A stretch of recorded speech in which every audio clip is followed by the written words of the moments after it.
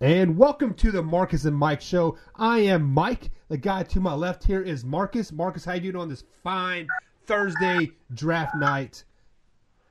I'm doing great. It's awesome, man. I love this day. I just, you sit in front of the TV, for hours, just like if it was you're watching NFL football. Yep. I mean, this is like I'm watching Red Zone or something. This is absolutely awesome. It's the ultimate reality TV show right here. You got a bunch of kids. You know what? I call them kids. They're like 20, 21, 22, 23 at the most. They're about to be millionaires. They don't know where they're going to go. The only person that really knows where they're going to go would be the number one overall pick in a little while, probably be Kyler Murray. So he'll be the only one with some certainty. Everybody else all the other players in the draft will be a little on edge because if Kyler Murray goes 1, the draft starts at number 2. Right. And so all those players are on edge. We don't know where any of them are going. We can speculate. That's why it's fun. We've been speculating for months now. But this is it. This is Christmas for me. We'll see what happens. And, I can't wait to get started. Yeah, but before we get started, let's touch on a little bit of NBA playoffs happening. Last night, Houston beat the Jazz 100 to 93 to win that series. I believe both of us had Houston winning that series. Yeah. The biggest surprise, I think, that to the two of us, Clippers beat the Warriors 129 to 121 to force a Game 6. That is last time the Warriors lost 2 games in a series, they lost the championship. So this is absolutely hilarious to me. This is the best thing about the playoffs so far is the Clippers. The Clippers. You want me to repeat that? The Clippers. Are extending the Golden State Warriors. The league's best team the past like 3 or 4 years, besides Cleveland beating them that one time. Right. But the most dynamic team in NBA history, the Clippers are extending them to Game 6. I think that's the most hilarious thing I've heard in the NBA playoffs in many years. And Steve Kerr hit it on the head. I don't know if you noticed they go to him like during the game. Yeah. And he says exactly what my son and I have been saying for many years. Golden State Warriors get credit for playing this great defensive game, right? That's why they're the champions. That's what everybody says. It's not necessarily all their offense is they play great defense. Well, what they do, Michael, is they don't play great defense for 48 minutes. They play great defense in spurts. Yep. And then what happens is that they hunker down and they turn it on defensively, and it helps their offense. Steve Kerr in the huddle last night goes, hey, guys, he was like perplexed. He was at a loss for words. He goes, well, we can, start playing now. It's time to turn it on now. So in other words, he just admitted to you in the huddle that they turn it off and on. In my opinion, Golden State Warriors have the most talent in NBA history, and they're the most turn it off and on team I've ever seen in NBA history. They're more turn it off and on than the Kobe and Shaq Lakers. Yes. Kobe and Shaq Lakers they could turn it off and on, but they had to play defense for larger stretches at a time. Golden State doesn't. They let Lou Williams score. He's still scoring. They let these guys score 130-something points. The agent and this Lou is Williams. their MO. Yeah. The Warriors turn it off and on better than any team I've ever seen, and Kerr admitted to you last night. He said, let's turn it on now, guys. And guess what, Michael? They never turned it on defensively. Yeah. Lou Williams kept scoring. And this will go into another subject we will have in the free agent offseason. I think Lou Williams has 2 to 3 good years left in him. Ooh. I think Kawhi Leonard, a combination of Kawhi Leonard and Lou Williams is better than a combination of Curry and Klay Thompson.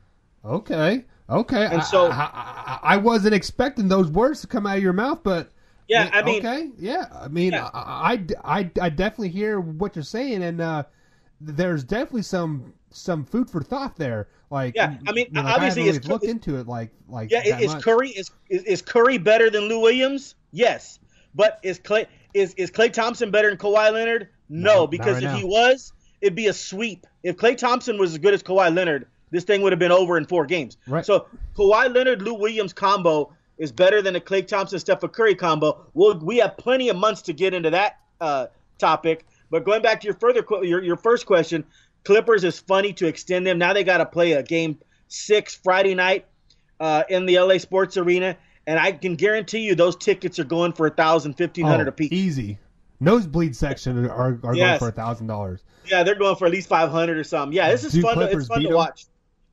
Yeah, it's fun to watch. What'd you say? Do Clippers win Game 6? They could easily. Hell, they won 2 games at Oracle, so Right. absolutely they could beat them. It's which Warriors team decides to show up. Which Warriors team's going to turn it off and on at the right moment. Let me tell you this: the Warriors can't turn it off and on when they get into the finals and playing the Celtics, Toronto, or Philly or the Bucks. Right. They turn it off for a little while and they're going to get their butt whooped. So they better get this fixed in the Western Conference. If the Clippers were to beat the Golden State, would this be the biggest upset ever? Even the 16 seed beating the number 1 Virginia last year. Golly, I hate to compare college and pro, but just to answer your question, maybe. But it would be the biggest upset in NBA history, and there would not even be a close second. You talk about the Golden State Warriors a few years ago beating the Dallas Mavericks that were number 1 seed. Yeah. Golden State had a lot of really good players. They learned how to, play Nowitzki in that group. That was a huge upset.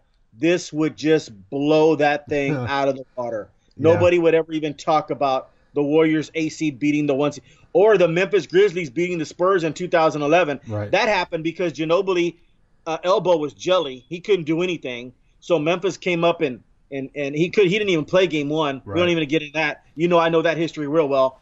But Memphis beating the Spurs without the Spurs' second best player, that's still a monumental upset. This would be baby stuff compared to if the Clippers were to win game 6 and 7. I don't see that happening at all. But I also didn't see the Clippers winning 2 games at Oracle either. Yeah, I believe we all picked a sweep if I'm not mistaken. Yeah. Looking at it, we're here in game 6. The Clippers were down 31 points at one point, come back and win that game, dominate game 5. I don't know. It is what it is. And then they kind of played them tough in game 4. It's not like the Warriors ran away with it. Right. So this is getting a little scary for the Warriors. But if the Warriors play the Warriors basketball, if they turn it on for 48 minutes, the Clippers will lose by 20. But we'll see what happens, which Warriors team shows up. I know Kerr's got to be devastated, deeply disappointed in his team. And I'll tell you right now, I think the Warriors will beat the Rockets.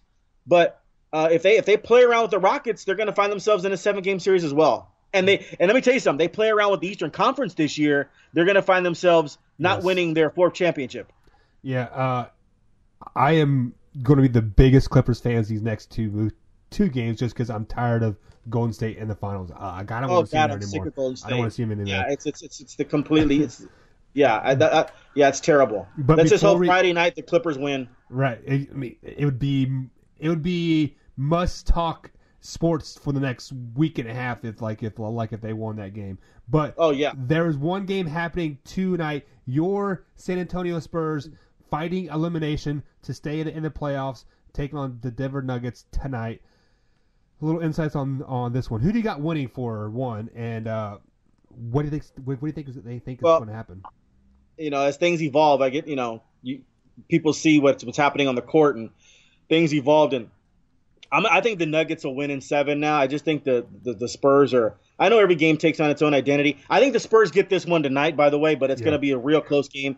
The bottom line here, Michael, is that we can talk all kind of strategy, X's and O's, and everything like that. Denver has more players playing better than the Spurs have players playing good. So in other words, Denver's players are playing better. Denver has like a 1 through 9, which I did not think so at the beginning of the series. I liked the guys like Beasley and Craig and Morris, and those guys are good players. But I didn't think they would outshine Rudy Gay, Bellinelli, Patty Mills, and you throw in Bertans. I didn't think they would outshine them to the degree that they've outshined them. And that's what's actually winning the series. Denver's made some adjustments. They put Gary Harris on Derek White. They put Craig on DeMar DeRozan. Certainly that's helped. But the bottom line is Denver has more players playing better than the Spurs do. And so I think that changes tonight. I think that the Spurs will get this one. But Game 7 is going to be a tough task. But I think the Spurs get this one tonight in a close one. I wish the Spurs would blow them out, do the same thing that Denver just did to them the previous night. I don't know if the Spurs have that capability in them. Perfect game. They could. But as long as the Spurs win, I don't care if they win by 3 points. Just win this one tonight. Let's get it to Game 7. Anything can happen in a Game 7.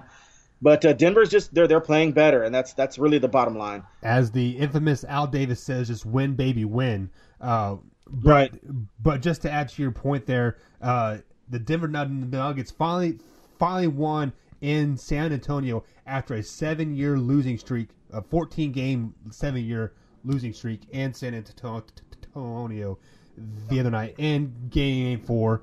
I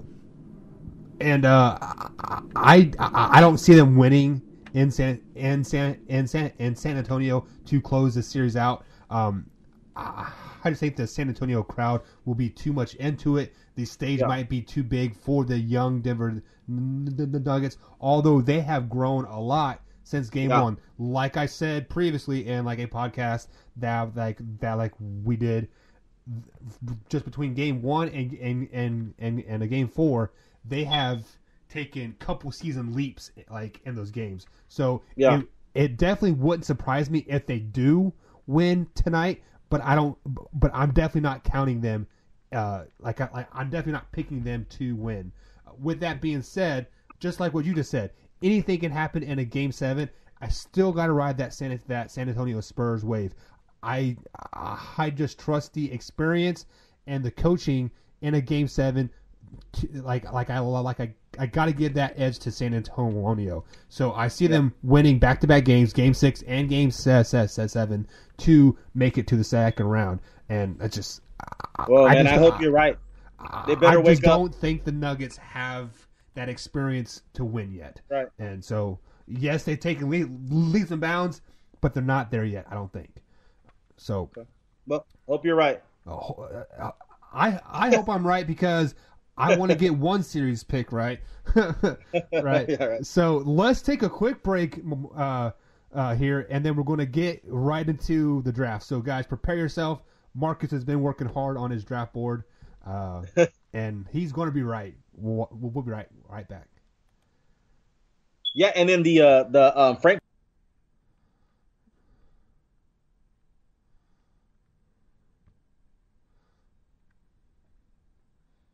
Sure.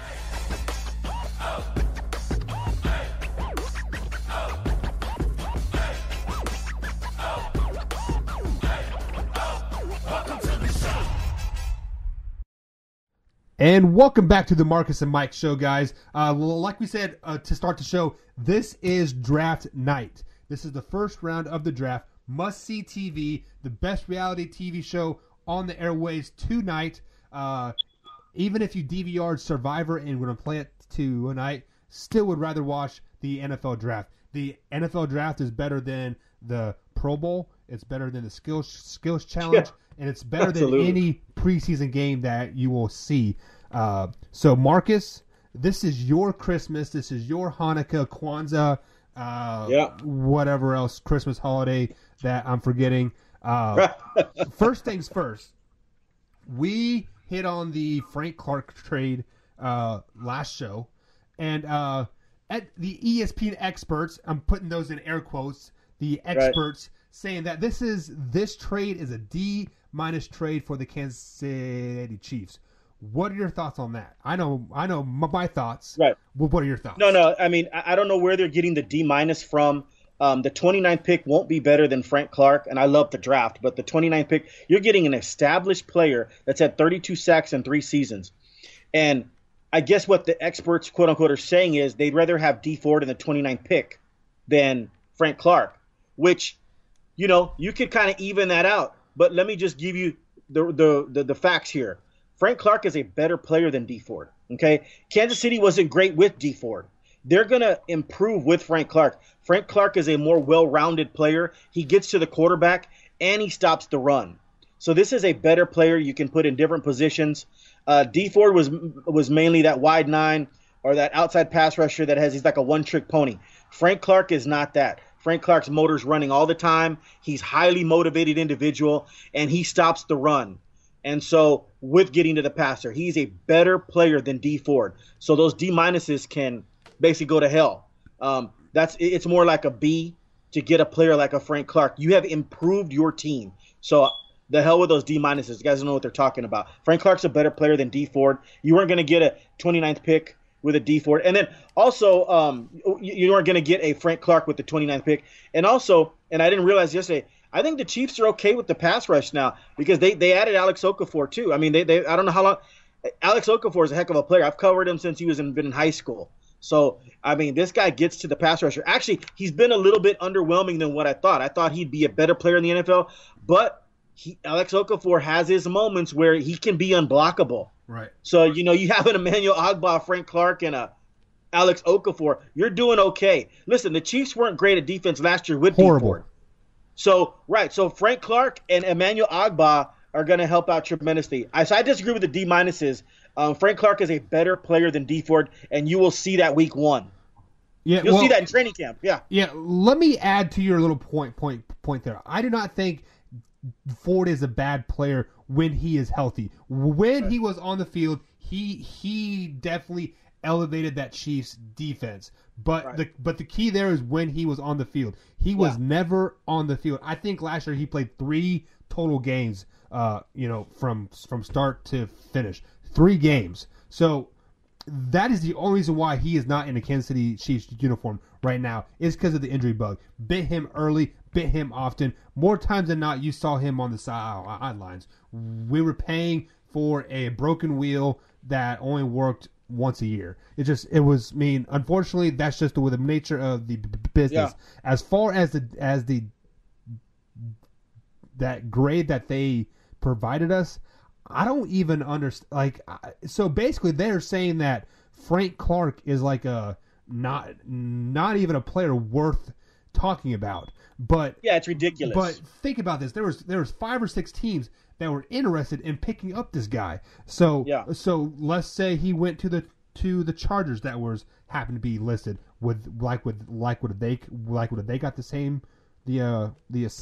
Same grade? Would the Colts got the same grade? Would the Ravens have gotten the same grade? No, I don't think so. And if they're solely basing this off of the Justin Houston, D Ford like we let them go to pick up Frank Clark, I think that's utter nonsense because those guys were always injured. So they need to get that out of here. I agree with you. I would say a B plus, because sometimes a player just needs that new environment, that new fire lit under him. He's going to have a great year. I mean, I really anticipate him having a great year. This guy's in that mold of he's not a quitter. He's not one of those guys. Oh, you gave me some money and I won't earn the contract now. This guy's in the DeMarcus Lawrence mold, fighters, winners, all into it, all in. J.J. Watt. Frank Clark is going to provide you that. You'll see right off the bat in training camp, this guy's better than D Ford. And we're not saying D Ford's bad either, but Frank Clark's a better player. That's just the bottom line. Yeah, Ford is a top 10 player at his position when he's healthy. When he's 100%, he's a top 10 player. So key word there is when he is healthy. So let's go ahead and jump into the draft. We have not talked like a lot of wants and needs from teams. So we're going to put our 3 teams out there: the Houston Texans, Dallas Cowboys, Kansas City Chiefs. We are going to look at their needs and where do you think they go in their first picks in the draft. Yes, the Chiefs do not have a first round pick right now, but they're still their first pick. So I believe it's mid second round is when their first pick is. So let's go ahead and start with Houston. What do you think their ideal needs are right now? Well, Houston needs offensive line help. They need corners, and they have 3 picks in the first top 55 selections. They have the 23rd pick, the 54th pick, and the 55th pick. There could be a run on offensive tackles early. They really need an offensive tackle, but there could be a run on offensive tackles early. And if that's the case, if by the time the Texans pick at 23 and you have the 4 best offensive tackles gone, you can't reach for a tackle in that situation and get like the 5th best offensive tackle that is like a second round grade. So you need corners as well. So you're going to have to take a top corner in that that area. And then Byron Murphy could be there. Greedy Williams from LSU could be there. So I'm looking at a Greedy Williams, a Baker, somebody like that. I like Lonnie Johnson from Kentucky. He's a 6'1" corner. He's really good. He could be, people might have him as a second round pick, could be a reach. So I'll take the corner in that situation. if one of the 4 tackles happen to be there, the top 4 tackles, like a Jonah Williams or a Cody Ford, that would be awesome too. I think they're going to look at that. But if those tackles are off the board, then you got to go with the greedy. You got to go with one of the top corners. You can't reach on a tackle like in a second round grade on your board just because you have that need area. You got to go with one of the top corners. Now, if there's a run on corners, which I don't think so, then the tackles are available. That would be great too.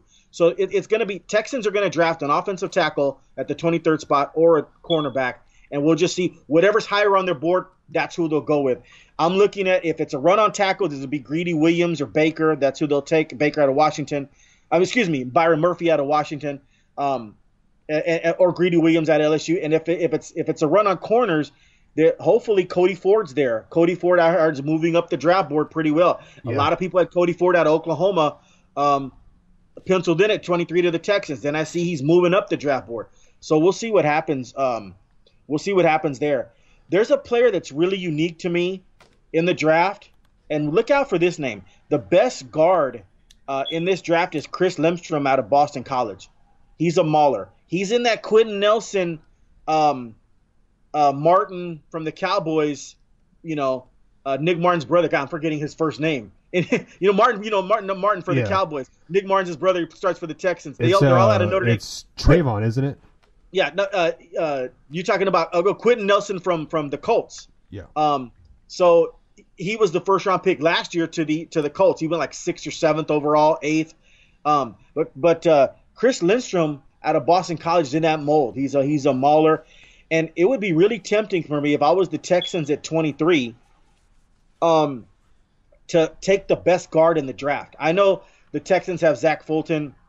They like Greg Mance. He's a really good football player for the Texans. But man, to get the best offensive guard in the draft at 23, and he's a mauler. He's a nasty player. Mm-hmm. That I might rather have that than one of the third best corner or the fourth or fifth best offensive tackle. So I'd look for the Texans. It would not shock me at all if at 23 they took Chris Lindstrom out of Boston College, the best offensive guard in the draft. I love the player. You can plug it. That's the term I always use. You can plug and play him. Yeah. For the next 10 to 15 years, like the Cowboys are going to do with Martin, their guard, and like the Colts are doing with their guard, Quentin Nelson. So yeah, you can plug and play him, Chris Lindstrom, for the Texans for the next 10 to 15 years. So I'm looking at him. Then maybe a Greedy Williams, and maybe a Cody Ford falls to the Texans, and that's who probably they would take. But Texans have the 23rd overall pick. It's very intriguing. We'll see what happens. Last year, they didn't have a pick until the 3rd round, and they hit on that pick. It was Justin Reed, safety out of Stanford, who's made all rookie. Big pick. Yeah, nice pick. So this year now they've got three picks in the top 55, and this is going to be neat to see who they go with. Because man, Deshaun Watson needs help. This guy was sacked the most by any quarterback in the NFL. He was contacted the most. I mean, he was getting touched every play. It was almost ridiculous watching the Texans. Deshaun Watson would go back to pass. He'd look for a second or two, and next thing you know, he's getting touched. Like, that should never happen.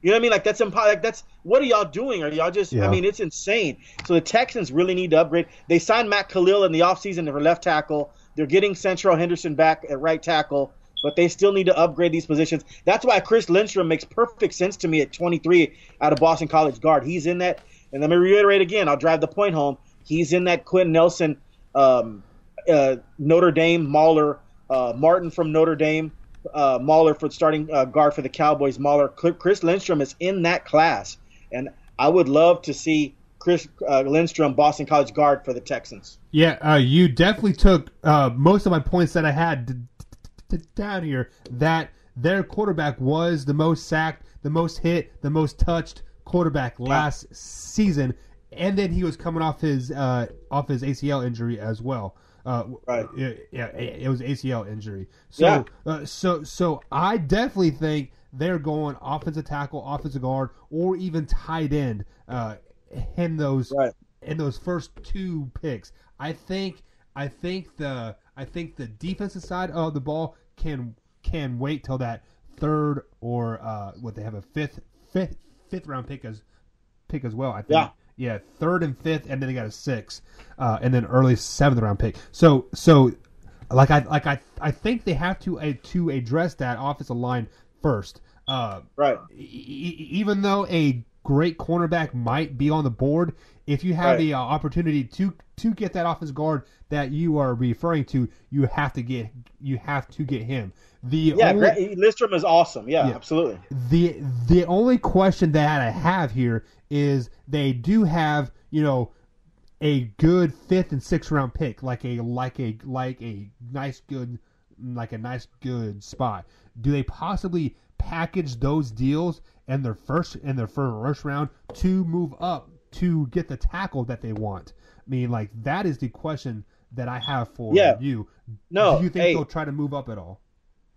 To be honest, I mean, that's very tempting. Or move down even. If they think that offensive guard is going to stay on the board for for second round even, they could even bump out of that first round pick. Right. And get, right. You know what? Okay. Then that's a good thing. Like, in other words, if they think they can get Chris Lindstrom at Boston College at 29, and they're the 23rd pick, you can move down to 29, and trade with the Chargers at 28 or Seattle at 29, and then move down and collect an extra 4th round pick. That's all possible, and still get their man Lindstrom. Yeah. That's entirely possible. My history with the Texans and watching them is they don't really maneuver up, down. They're not one of those wheelers and dealers on draft day for some reason. That's not the organization they are. They're more in the kind of like, they're like more like the Spurs organization. They usually stand pat at what they do. They take the best thing. They stay true to their board. And so they're looking at even integrity and all these other things. That's what the Houston Texans are, like a model franchise. And they're trying to get to the Super Bowl. That's why they gave up a first round pick and went up and got Deshaun Watson. It's almost like the perfect thrower of the. He's a perfect thrower of the football. And he fits that team. He great that character team guy. Yeah, absolutely great character guy. But what I was my original thing was what's tempting is when you have the 54th and 55th selections like the Texans and the 23rd. If you really thought that, say, a Jawan Taylor or a Jonah Williams from Alabama, Jawan Taylor from Florida, if you really think that is the guy that's going to, be an all-pro player, and you could take those 3 picks and move up to 15, 16, whatever, and grab that player, Jonah Williams from Alabama, if you think that's the guy, I mean, they could do that. I just don't see them doing that. They're more a team of, they're not going to mortgage their future for one position, especially offensive line. Let's be honest. Most teams don't move up to get an offensive lineman. So teams pass move up. Rusher, wide receiver, or quarterback. Mainly a quarterback. You're absolutely right. And teams are moving up for a quarterback. So I expect the Texans to stand pat here. Now, I don't think they have a 4th round pick. No, so they don't. It's possible that they could move. They could take that 23rd pick and move to like 27, 28, pick up a 4th round pick, and then still get their guy Grant Lindstrom from Boston College. Matter of fact, I actually, that's probably what I would do if I was running the Texans right now. Yeah. Unless the scouts told me that Greedy Williams was just like a can't miss prospect, then I would stand pat and take him at 23, or the kid Byron Murphy out of Washington. If they told me those were can't miss prospects, then I wouldn't move at 23. But if they are not, then I'd move down to 29, take my best offensive guard in the draft out of the Quentin Nelson and Martin mold from the Cowboys and the Colts, and I'd take him like at 28, 29. And then move out and get my 4th round pick back, which I gave away, I think in the Deshaun Watson trade, I believe. So, yeah, it's going to be a fun night for the Texans, and it's fun night for me because last year's draft the Texans didn't pick till the 3rd round. It was kind of like ho hum, So so this is a big deal for the Texans, and Friday night's a huge deal too because Friday night they have the 2nd and 3rd rounds. Yeah. So let's take a quick break here, and then we'll jump into the Cowboys draft thoughts here. So, guys, join us right on the other side of the break here. We'll be right back. Alrighty, play that.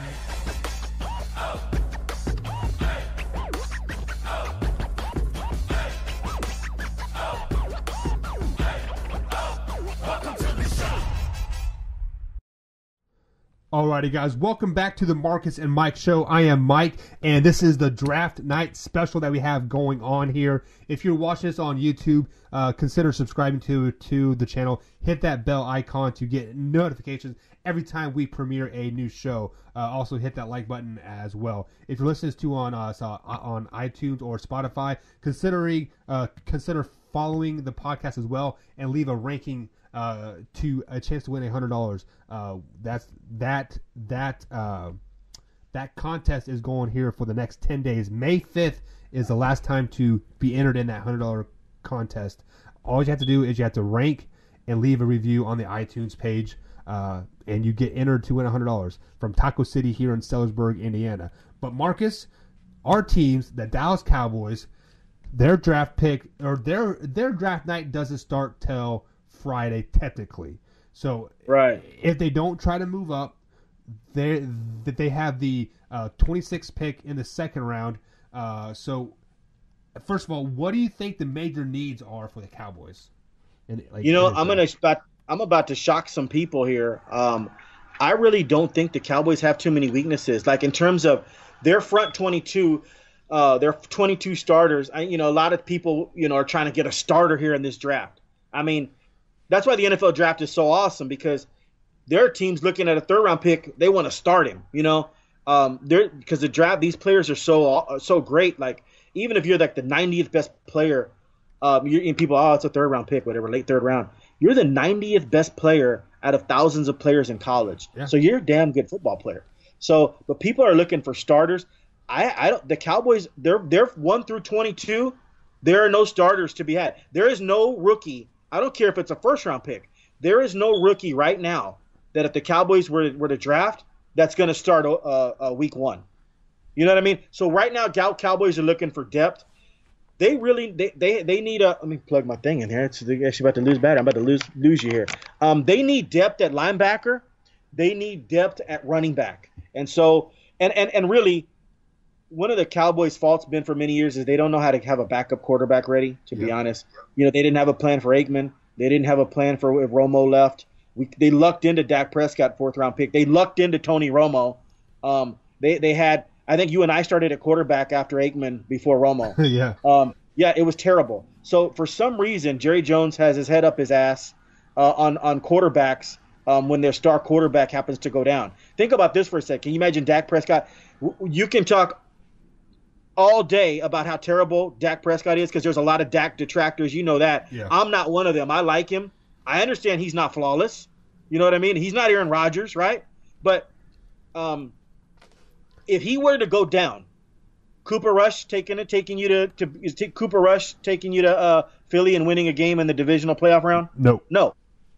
So in other words, Dallas has to do a better job at finding a backup quarterback to Dak, and that's bothers me. They never know how to do that.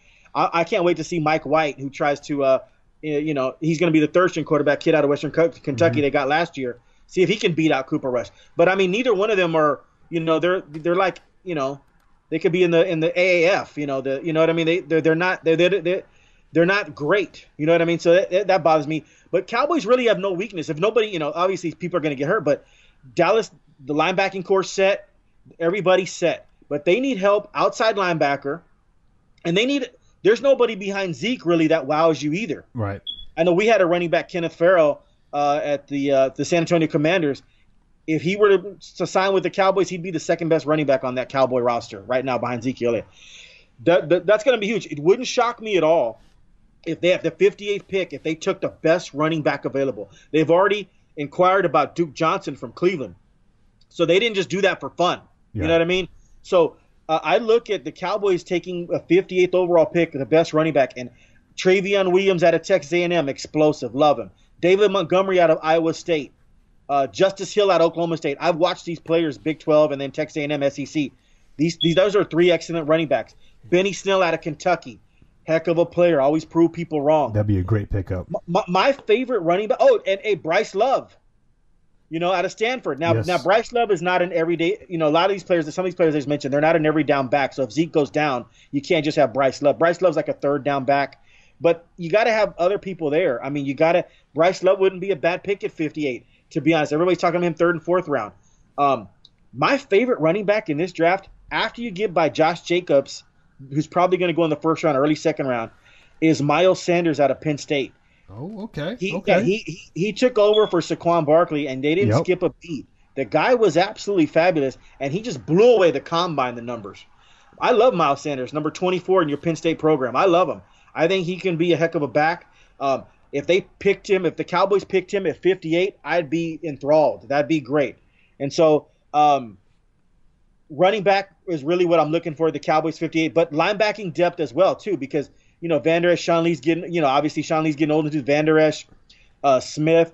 They let Damian Wilson go. They've let Damian Wilson and Anthony Hitchens go, right, who are two pretty good players. Really Your good. Chiefs have both of them now.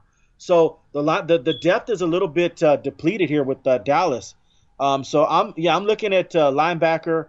We'll see what happens. Outside linebacker, inside linebacker. So linebacking depth and running back depth, and then you can always, if some miracle happens in the 50th pick and they think there's a good quarterback there, and it wouldn't shock me at all if they picked a quarterback at 58 as well. Yeah. We'll see what happens. But I'm looking. I need a running back behind Zeke. 2 questions, like I just asked you. Dak Prescott goes down, almost done. Zeke goes down. Who's who? Like, you know what I mean? Yeah, our number passing game would be 45. non-existent. Yep. Yeah, Jalen Smith's brother is the next guy up. Number 4. He was decent. He's no Miles Sanders. Yeah. Miles Sanders could come in right now and beat out number 45 for the Cowboys, Jalen Smith's brother. The guy who was back in the league last. Yeah. Miles Sanders is better.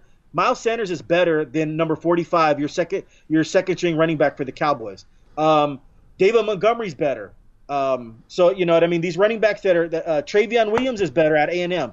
We need a running back to back up Zeke. And you know what? Also, I would think about doing this too. Trade the 50th pick for Duke Johnson. If I get Duke Johnson for the 3rd round pick.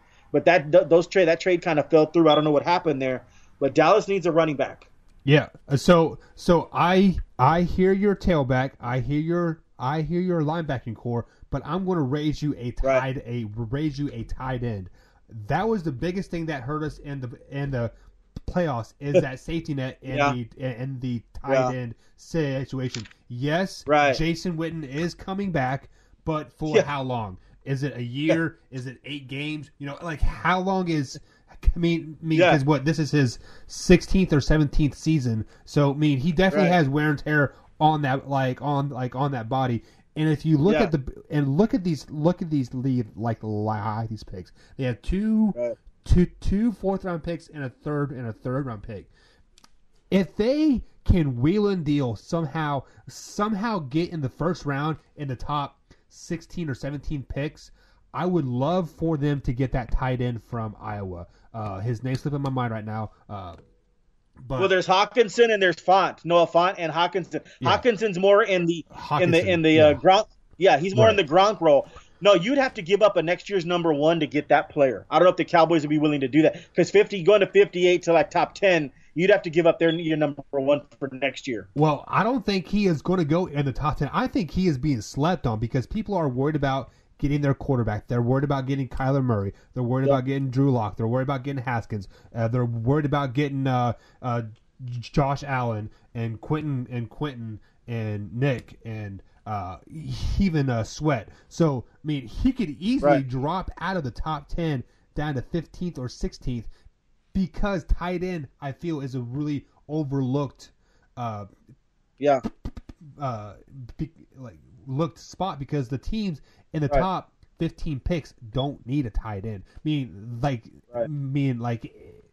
If they're smart and they fell to him, they're going to pick him up. But they don't have that tight end circled as their number 1 pick. They have a defensive threat or a quarterback. So he could easily drop down. I don't see the Cowboys wheeling and dealing to get into the top 15 or 16 picks. Just because you were right, you would have to give up a number 1 pick for next year. But is it worth it? Because just like you said, our 22 starters right now are pretty damn good, and they're all fairly young, except for Jason Witten at that tight end spot. So if you jump up and you get a great tight end like a Gronk type tight end that can fill Jason Witten's shoes, why not?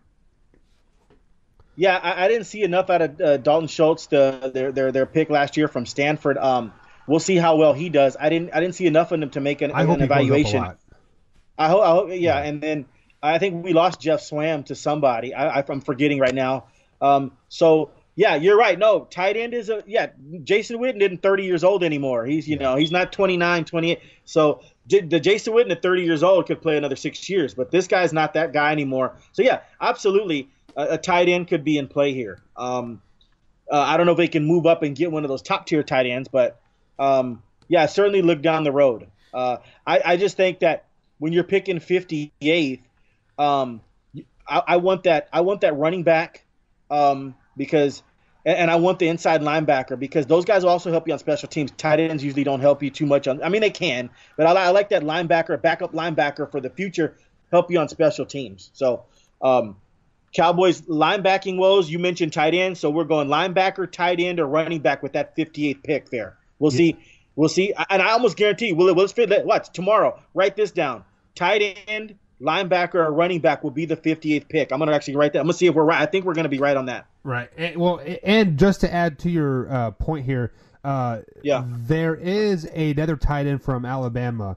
Irv Smith. Irv Smith. He can even fall down to that point because he's even projected in the top 3 rounds. No, he won't fall down. He's not getting a 58, Michael, but he's much easier. You don't have to give up a next year's number 1. If Irv Smith falls to like in the 30s, right, you can move 58 to 30s and give up this year's 3rd round pick. And if you really want Irv Smith, you got him. Yeah. So if he falls, you got him. So Cowboys can give the 58th pick and their 3rd round pick move up into like say the 38th pick in the draft. And you've got your tight end. You got Dak's tight end of the future. You got the replacement for Smith. Now he's not a blocker. He's in that Kellen Winslow mold. Yeah. That's the only thing that scares me. That's the only thing that scares me. Right. It's because Jason Witten did block so well when he played. Right, but in certain packages for the Cowboys, Irv Smith would be absolutely fabulous because he's another receiver on the field. Yeah. 6'3", 6'4", that can move as fast as a 5 receiver.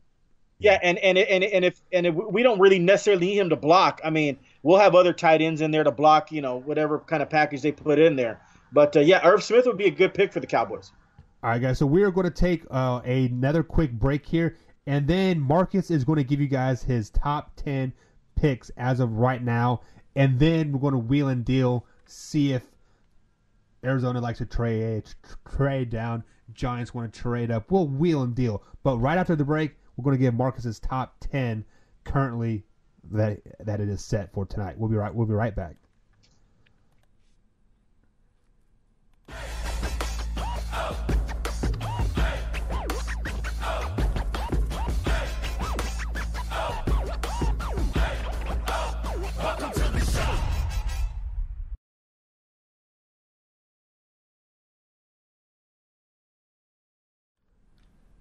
All right, guys, welcome back to the Marcus and Mike Show. I am Mike. My man to my left is Marcus, and it is that time. Marcus, we want your top 10 picks as they stand right now. For those of you that don't know who the top 10 picks are, picking number 1 tonight is the Arizona Cardinals, number 2, San Francisco 49ers, number 3, the New York Football Jets, number 4, Oakland Raiders, Las Vegas Raiders, San Francisco Raiders, Mexican Raiders, I don't know what Raiders they are, but the Raiders.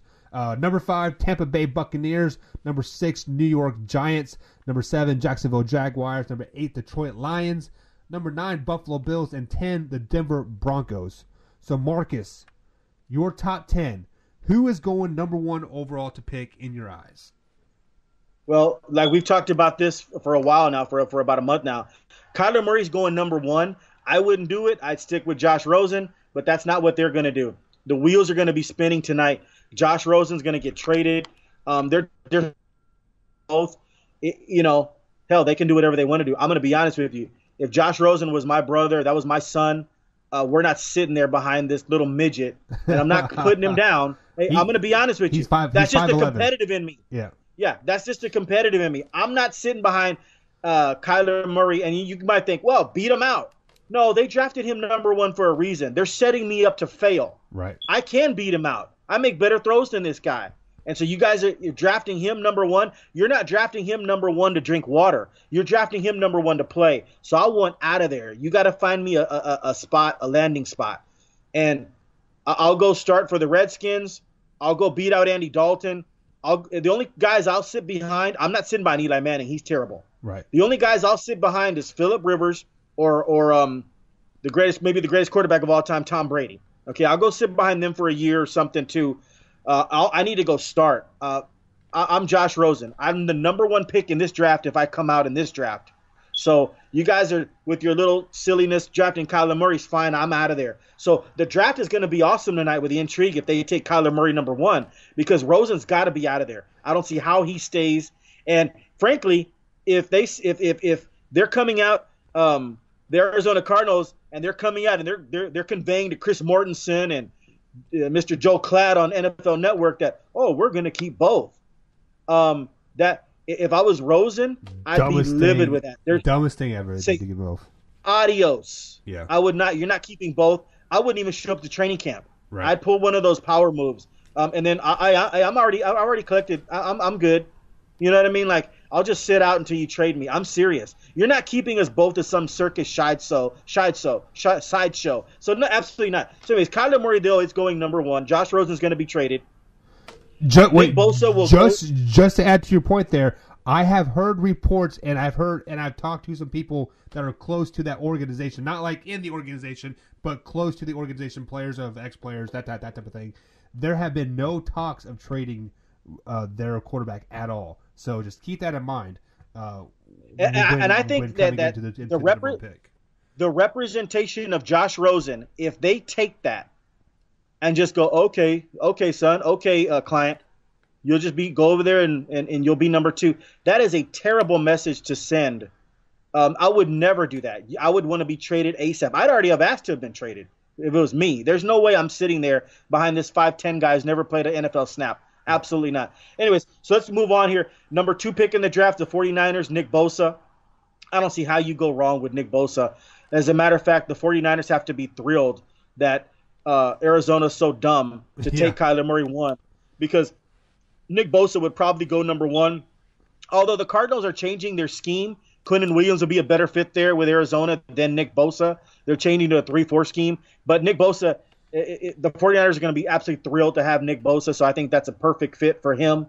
Third, this one's going to be funny because I've heard – this is the Jets now, the 3rd overall pick now. I've heard Quinnen Williams move up in there. I think Quinnen Williams is the best player in this draft. Okay, so the best defensive lineman in this draft. And I mentioned this all the time before. He may not be the best sack master in this draft. I think Allen and Bosa might have more sacks, but Quinnen Williams is the best jack of all trades in this draft, where you can put him at any 4 of the positions. So Jets could take Quinnen Williams there to go along with Leonard Williams. Leonard Williams for the Jets gets too many double teams. That's the former USC Trojan pick. Oh, baby, I'm doing this. My daughter, yeah, she just got off of school. Yeah, he's the former first round pick from USC to the Jets. He's getting way too many double teams. Matter of fact, Leonard Williams would be so happy they took Quinnen Williams. Right now, Leonard Williams is going to be happy because they're going to take Josh Allen or Quinnen Williams here. Yeah. So it's going to be a perfect fit for the Jets.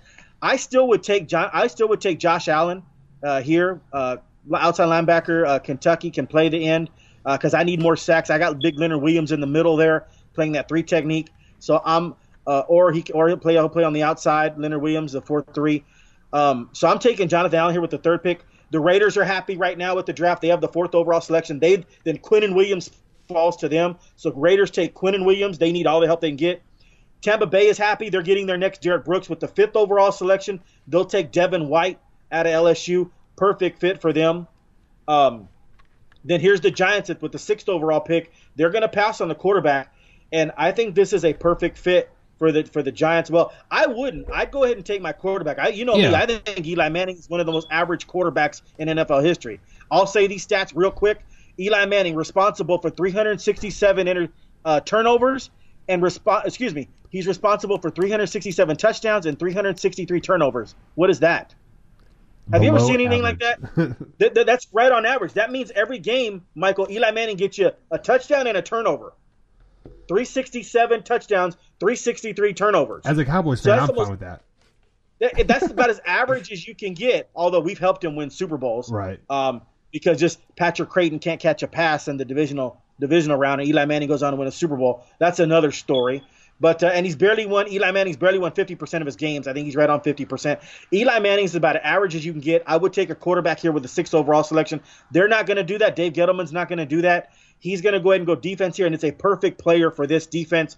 It's Ed Oliver out of Houston. Ed Oliver would have been, in my opinion, maybe the number 1 pick. He was like the Adrian Peterson of defensive tackles, defensive linemen. He could have been the number 1 or number 2 pick had he come out. Had the NFL let him come out after his freshman and sophomore seasons. Yeah. He was that dominating. His stock fell just a little bit. They put him in different positions. He had a fight with the coach, Major Applewhite. That was well documented. So his stock kind of moved down to like in the 18, 19 range. I didn't get that at all. Ed Oliver can dominate the line of scrimmage a lot of times. Ed Oliver, he might be a better pro than he was college player. That's how dominating Ed Oliver can be. He's another plug-and-play guy. I usually say that with offensive linemen, but I'm going to say that with Ed Oliver here, the defensive line. Giants are going to get a good one right here with the 6th overall pick and take Ed Oliver. So there you go. Okay, 7th pick, Jacksonville. They need help on that offensive line. Hockenson would be a good T.J. Hockenson would be a good fit here also. Wouldn't shock if they went either way.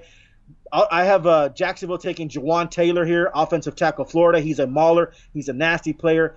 You hear all the time about offensive tackles. Well, this guy's good against the run. This guy's better against the pass. Jawan Taylor's good at both. He's the best offensive tackle in this draft. Some may argue Jonah Williams. I go Jawan Taylor.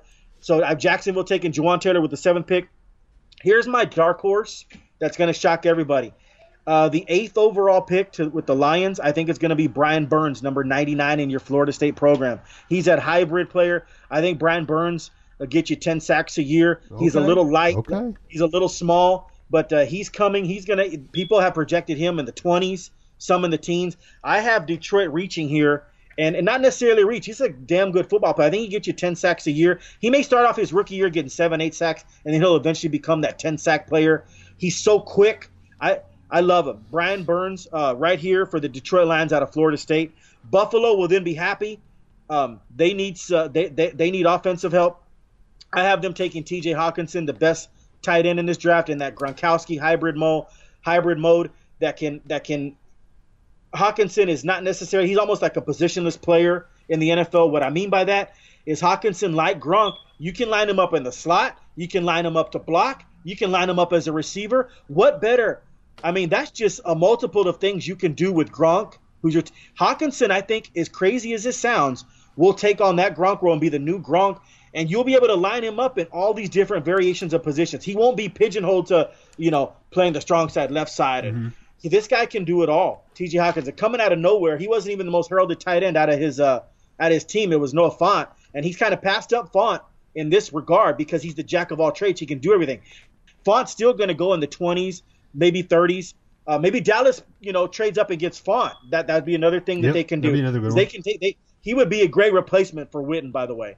Noah Fant out of Missouri. So that's a good one. My last pick, Denver Broncos. I still have Haskins on the board, but I'm going to go ahead and give him Drew Lock. I think there's been a lot of smokescreen about John Elway, who he likes, but there's been one constant, and I've heard that he liked Drew Lock earlier. He's going to have his pick now. Do I take Haskins or Lock? And so I think he's going to choose Drew Lock here out of Missouri. Make all the throws. Flacco won't be happy. Flacco will be bitching as usual. You hear Flacco with the Ravens when they took Jackson with the last year's first-round pick was very unhappy. He'll be unhappy again, and we'll see how good Flacco does playing unhappy. He doesn't play very well unhappy. In my opinion, he didn't play very well at all. Yeah. I think the Super Bowl was a little – I mean, that's another topic we can get into. But after the Super Bowl and after Anquan Bolden left, the guy was terrible. He's been terrible after the Super Bowl. So, and he threw a lot of jump balls anyway. I don't think he's he's about an average quarterback as Eli Manning, Joe Flacco. So Drew Lock will end up taking his spot eventually. I don't think that Elway's going to throw Drew Lock in the fire. Even if it's Haskins, he won't throw him in the fire. They got Flacco for a reason. I think Flacco starts pretty much all the games here. So yeah, there's a reason why they signed him. Yeah, there's a reason they got him. So I easily I think Drew Lock will be the pick here over Haskins at the 10 pick. And then I just mentioned Hawkins to Iowa. Hawkins to He was TJ Hawkins. And I mentioned him from Missouri. He's Iowa. Correct that. Yeah. So I agree with most of your picks, except for the number 6 and the number 10 pick. I think the Giants have to go quarterback. If they don't go quarterback, they have wasted yet another draft. And in that number 6 spot, I think they're going to take Haskins. I personally think Haskins is better than Drew Lock. That's fair. So then process of elimination, Lock has to go to the Broncos. But I don't know if the Broncos want to take a quarterback that early, just because of the situation that you just said, because of the Joe Flacco situation. They did sign him with a pretty good deal, and he might have a couple years left. Maybe they can scoot down a little bit and get get that quarterback from Duke. No, Daniel Jones. Jones. Yeah, Duke. So this is where the wheeling and dealing starts happening. I think a team like the Broncos, if Haskins is not on the board at number 10, they start thinking of moving their way down to acquire more picks, because that defensive side of the ball wasn't that great either this past year. They do need outside linebacker help. So Allen you and I are both. Boza and Williams won't be on the board, so move down. Right. You and I both are 100% correct. If we were running the Giants organization, we would take Haskins with that 6th overall pick. Or if the scouts told us that Locke was better than Haskins, I'd listen to them. Yeah.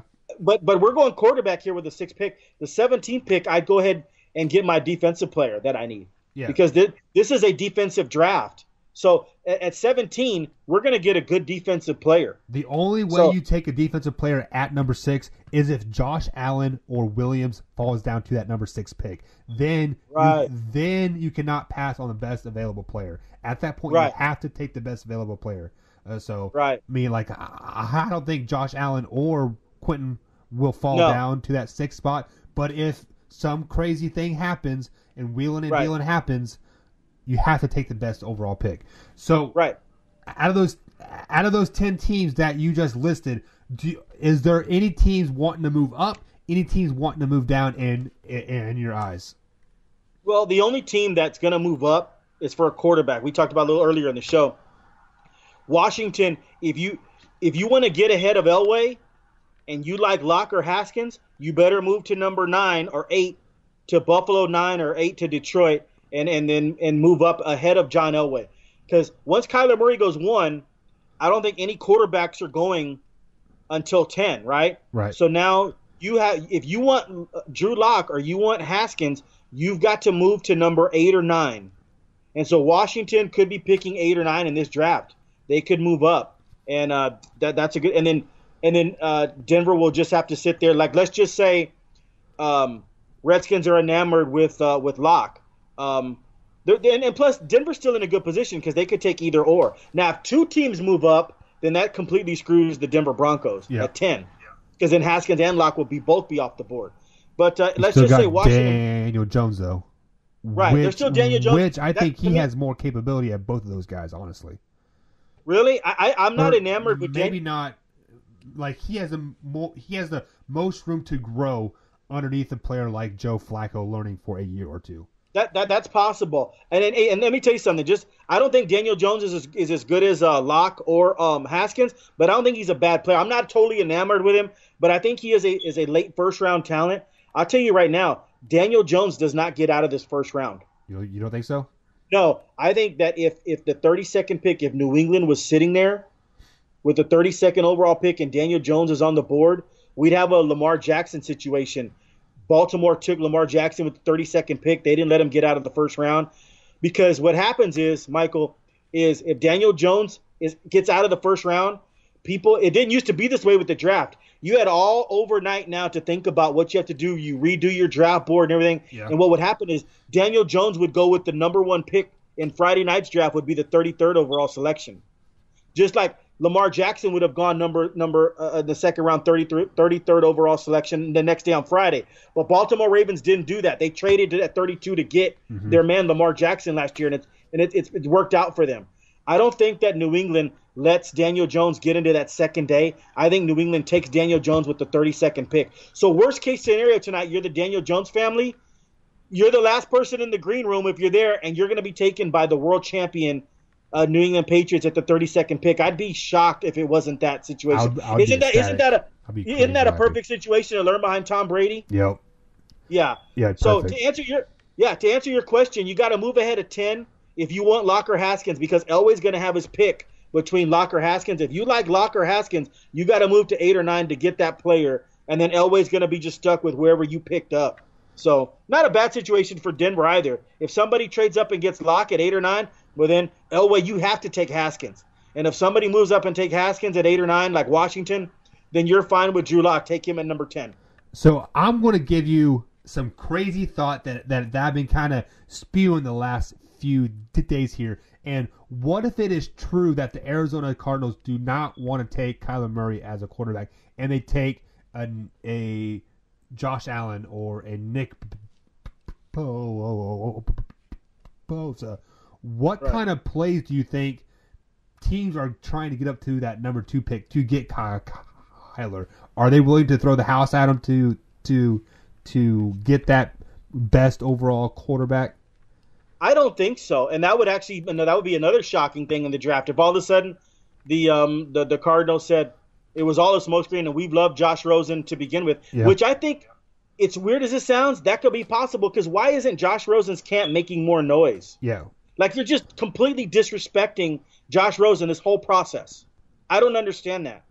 They must have told Josh Rosen, like, either he is trusting his coach saying, you are our guy, or he is just a guy that, like, he does his best, like, he comes to work, he clocks in, and then he leaves. Yeah. But I don't get that. I'd be pissed. They must have told him, hey, don't say anything, but we might keep you. So if that happens, we're in complete scramble mode now again.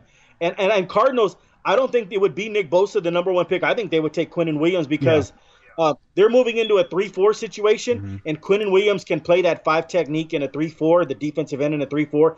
And so I think that Quinnen Williams will be suited for that more so than Bosa. I think Bosa would struggle in a 3-4 system.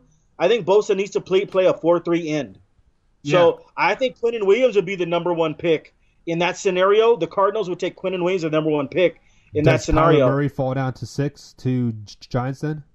Well, first, let's get through the 4th. If Gruden really doesn't like it, would really test Gruden's might there, because if he really doesn't like Carr, then Kyler Murray could be that pick. And next thing you know, Carr's on the Carr's on the trading block, and that would be an amazing draft story. I think that Kyler Murray would slide. I don't think any team would come get him, really. I'll be honest with you. I think that he would slide all the way to 10, and I think that John Elway would have a tough decision to make there. I take Kyler Murray at 10. Yeah. Now, there's possible other teams can move up, but I think Kyler Murray slides down all the way to 10 at the Broncos.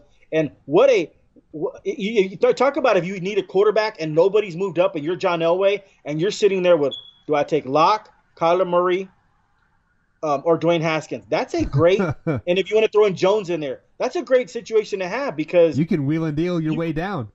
Yeah, and then you get to pick. Let's see how good you are, your expertise. Mm-hmm. You get to pick the next Pro Bowler out of these 3, and you can't make a mistake. You have to pick it. Right. To be honest, I still would take Haskins or Locke. I would pass on Murray. I would kick Murray down the road. Right. I'll be honest with you. And then it'd be in Washington's court. No, actually, I take that back. The Bengals have the 11th pick. I like Andy Dalton, but is Andy Dalton – let me tell you something. You're a Bengals fan. Is Andy Dalton – you buying season tickets tomorrow for Andy Dalton? No. But so I would really think I was never upset. Like I'm not a Cincinnati fan by any means, right. But he always seemed to win the games he was supposed to win, lose the games he right. He was supposed to lose. Kind of reminded me of Alex Smith a lot. Like he kind of did his thing. He will never win you a game, but he'll never lose you a game either. So if you're happy with being mediocre, keep him. Yeah, see, I'm not happy with that. Like I'm a Bengals GM. I might take Kyler Murray with the 11th pick. I'm putting butts in seats. You imagine I'm going to be honest with you. If they took Kyler Murray at 11, let's just say what happens, and Kyler Murray doesn't go 1. It's Josh Rosen, right? And then Elway takes Drew Lock. Now you're sitting there with the Bengals, Haskins or Murray. I'm putting butts in seats. I'm taking Kyler Murray with the Bengals, and then Kyler Murray probably doesn't get by the Redskins. Daniel Snyder, the owner, right?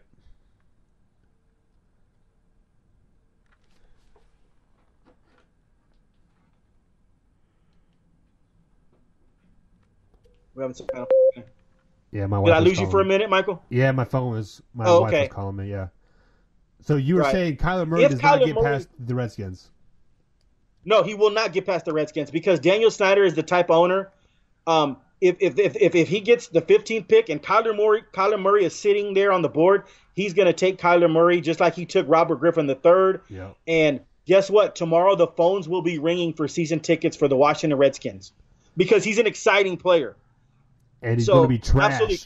Cowboys going to whoop that ass. Murray, yeah, we'll just we'll knock him out. When do we? I already forgot when Dallas plays. I got it. When does Dallas play the Redskins? That's the day we'll knock his ass out. He'll be. Let me see here. Week 2 at Washington. Yeah. Kyler Murray will be done for the year. All right, guys, you hit her here first. Yeah. But guys, Marcus the Freak does have Kyler Murray going number 1. I think it's going to be a defensive player. I think it's been all smoke and screens. They are working crazy in the background to kind of work their way down to get a couple more picks, to put pieces around their quarterback now, add some defensive of pieces. As a smart man, that's what I would be doing as an Arizona Cardinal right now. You need defensive help. You need wide receiver help. You have your quarterback. But let's be honest, they're probably going to take Kyler Murray. Marcus said it, and I got to agree with him. I ain't going to lie. I ain't going to front. Yeah. And if that happens, Josh Rosen has to get the hell out of there. I don't understand what his representation is doing. If as soon as I hear Kyler Murray, Josh Rosen, I'm telling you right now, I hate to keep beating it to dead horse. Yeah. I'm Josh Rosen's father. Say you're his brother. We can't pick up our phones fast enough to call the Cardinals and say, get us out of here. Yeah, and if I was him, I would love nothing else more than I go to the Rams or the 49ers or Seahawks and beat the Cardinals twice a year. But that would be awesome. But like that division all have their quarterbacks, right? Which sucks, but it would be amazing to be beating them twice a year every year for the next 8 to 10 years. But guys, that's all we got for today. Draft starts here in a couple hours. I believe it starts at 8 Eastern time. First round is tonight. We'll be back tomorrow, recap the first round a little bit, see if our picks are kind of somewhat right, and we'll cover second round. Marcus, any closing thoughts before we head out, man? Yeah, I think we hit it. Dallas is going to take a tight end, but that's going to. Are we doing Friday show tomorrow? Yeah. Because Dallas didn't even pick tonight. Right. But we'll talk about that Friday then. Who Dallas is going to take on Friday? We think it's going to be a tight end, running back, or linebacker. And as far as the Texans are concerned, that's my team too. I'm a Houston Texans season ticket holder, but I was born and bred a Cowboys fan too. I'm in San Antonio, so we always root for an all-Texas Super Bowl. But the Texans have the 23rd pick. That's got to be an offensive tackle or a corner. Well, we'll see what happens there. I want it to be Grant the Listrom from Boston College, the guard. To me, that's the best. He's the mauler. He's in that Quentin Nelson mold, that Martin mold from the Cowboys. And I want it to be him at guard, plug and play for the next 10 to 15 years. Listrom out of Boston College. That would be a great pick for me for the Texans. But it looks like it's probably going to be a Cody Ford or a Greedy Williams or a Murphy from Washington. All right, guys, you heard it here first. Join us tomorrow as we do the same thing that we just did today, but for second round.